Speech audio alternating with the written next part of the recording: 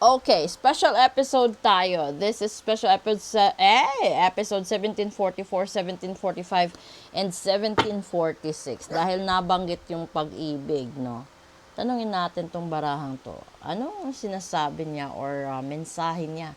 Or mensahe ng taong inaasahan mo, pinakawalan mo, minahal mo, sinayang mo, inabandona mo, no? Nilibing mo ng buhay ang pag-ibig. Yung iba kasi nilibing talaga, literal, no? Yung iba tawag nun, sa imbornan. Yung iba kung saan-saan nilibing. Ay, Diyos ko. Kung hindi niyo mahal ang tao, pakawalan niyo. Kahit gaano kasakit, matatanggap niya ito. Kesa naman paulit-ulit niyo siyang sasaktan at sasaksakin. No? Ganun na yun. So, yung buhay naman, wala namang diferensya. Basta magpakatotoo ka lang. So, kukuha ako dito ng 3 message kung sa tatanungin natin, ano ba ang pwede niya sabihin? Una, I want to feel that way again. Para itong artista. Pangalawa, I wonder if you are happy without me. Ay, Diyos ko. Pangatlo, I don't react when people mention you. Okay. So, ibig sabihin nito, no, kaetyosan sa buhay niya. May mga tao na nangangarap na magkakabalikan kayo, no? Kasi walang katulad yung memories nung kayo pa, no?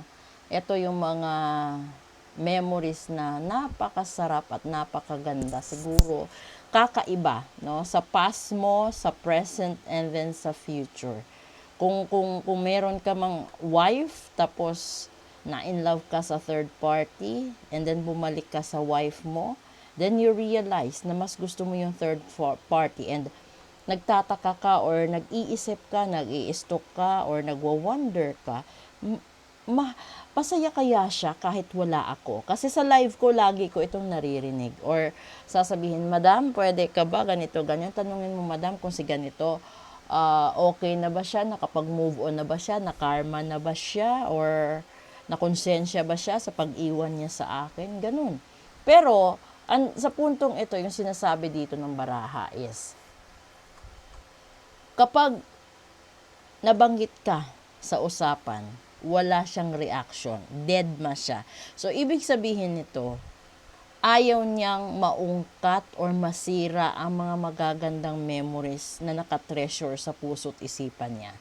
Kasi, kapag ito, i-share niya sa ibang tao or ikwento niya at aaminin niya sa ibang tao na nagmahal siya ng totoo at dito niya naranasan na binahalagahan siya, no? Binigyan siya ng respeto at kahit ganun lang yung kalidad niya, tinanggap siya buong buo. Walang halong kaartihan, walang kadramahan at walang sapilitan na nangyayari. So, di ba? Ito yung paraan ng isang tao, mapababae or mapalalaki. Ito yung paraan ng isang tao na para wag mawasak yung katiting niyang pag-asa na darating ang panahon na magkakabalikan sila, magkukross yung landas nila at magkikita sila. Yung lagi niyang baon kahit saan siya napunta or mapunta is the good memories that you shared together. So, kung sorry, may ubo ako. Kung kayo ba yung iniwan or kayo ba yung nang iwan? Siguro yung pinakamaganda is yung good memories na lang talaga. Yung pakatandaan nyo, pakaingatan nyo. Kasi, yun na lang yung nandun sa buhay mo eh. Yun na lang yung pinanghahawakan mo na nagbibigay sa'yo ng inspirasyon, nagbibigay sa'yo ng lakas ng loob, determinasyon na parang ipaglaban ang lahat at ipagpatuloy ang buhay. So, kapag ganun yung nangyayari, ipagpatuloy mo. Huwag mong talikuran. Kung gusto mo yung memories na ganyan, then undergo sa healing process.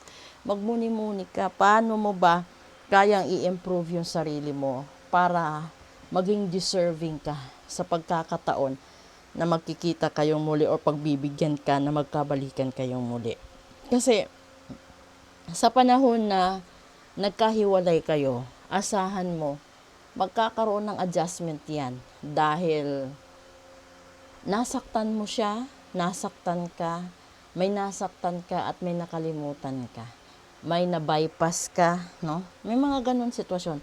Pero, yung pinakamaganda is, bago mo siya balikan, tapusin mo yung pinanggalingan mo para clear. Kasi, doon naman sa mga, halimbawa, no, mapababae or mapalalaki, kung ikaw man yung binalikan, ikaw man yung iniwanan, no, kung ano yung tawag na to, yung judgment ng taong nagmamahal sa inyo. Halimbawa sa lalaki, kung sino man yung pipiliin ng lalaki, respetuhin nyo. Huwag niyong awayin yung isang babae. Kasi hindi rin niya kasalanan kung siya yung pinili. Kaya huwag mong sabihin na malandi siya, mang-aagaw siya. No? Kasi, una bes, lalaki yun. Lalaki ang pumili. So, kung nandun na din sa side ng babae, sa babae naman, kung iniwanan ka ng wife mo, or iniwanan ka ng girlfriend mo, o ka-live-in mo, huwag mo ring awayin yung kabilang lalaki. Kasi yung girl yung pumili.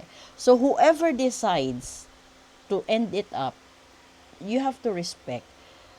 Honor mo yun. Kasi wala siguro yung magagawa mo lang dyan is balikan yung pagkatao mo. Naging maganda ba buhay mo? Or yung pagtrato mo sa kanya.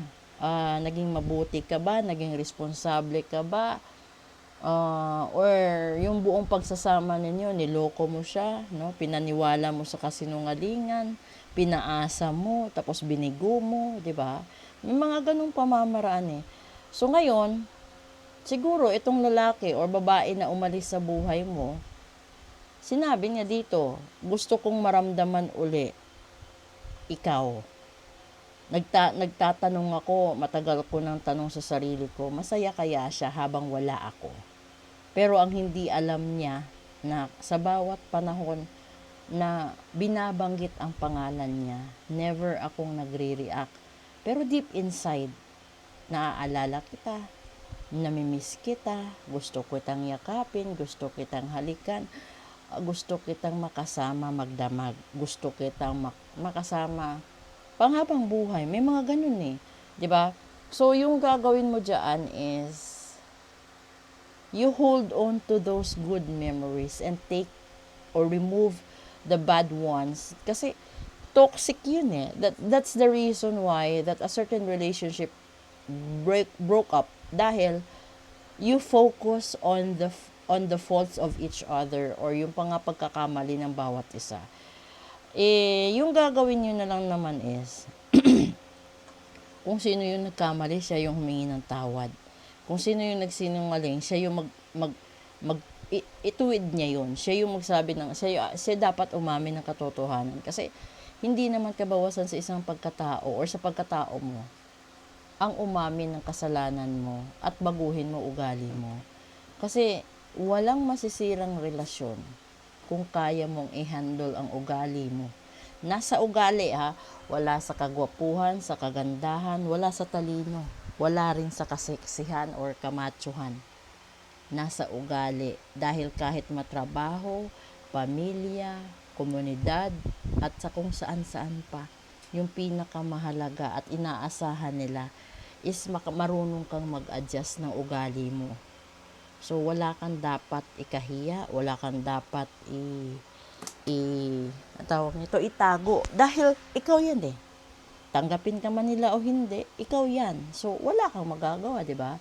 Yung taong tanggap ka, sige. Kung yung taong ayaw ka, sige, okay lang din. Kasi hindi naman ito padamihan ng kaibigan or relatives or members ng family na may gusto sa'yo.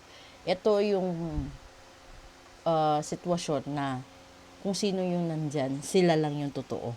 Di ba? Yung ibang umaalis, ibig sabihin, umaalis sila kasi wala na silang makukuha sa'yo.